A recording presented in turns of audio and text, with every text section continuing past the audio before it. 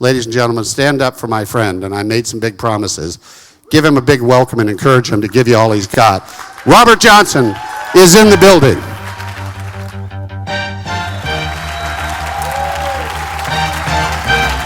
Thank you. Thank you. Thank you.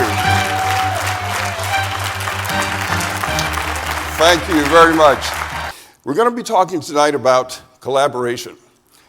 And many of you know that in a previous life, I was a scientist, worked as a chemist. I grew up in the 50s and the 60s. This was during the time when John F. Kennedy was issuing the proclamation that we wanted to put a man on the moon and bring him back safely, and encouraged all of us in my generation to get into science and math, which is what many of us did. So guys from my college, from my high school, went off to college. We all became scientists. I became a research chemist and had this image in my head of the chemist and the scientist on TV and the movies, and the long white coat and the horn-rimmed glasses, working long hours in the lab all by himself, trying to come up with the answers to today's problems. And he'd work and work and work, and when he found an answer, he could say, "Eureka, I've got the answer," and he could go out and tell everybody else about the answer. Well, that was my image, and that was the life that I lived for a long time.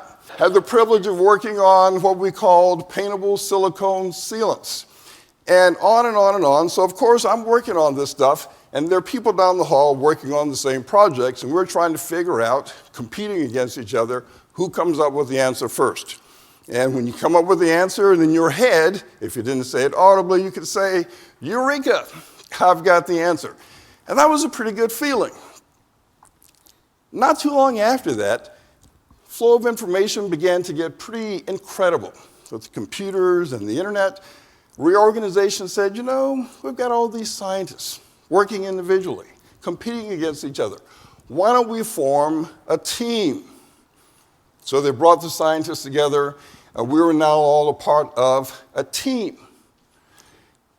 That was a very unhappy experience. Because while we discovered that we were really good scientists, we were a lousy team because we didn't trust each other. We wanted to know, so if we come up with the answer, then who gets the credit for the answer? If it screws up, then who gets blamed for the screw up? So this whole team thing just wasn't working out very well.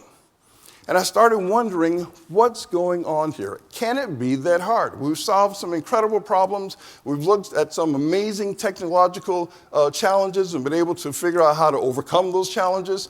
Why is this team thing so difficult? So I started this journey thinking about this whole aspect of collaboration. What is it? What makes it work? What keeps it from working? And how in the world do we begin to move forward based? And as we look more broadly, realizing that the world needs that discipline in order to figure out how to survive in many cases.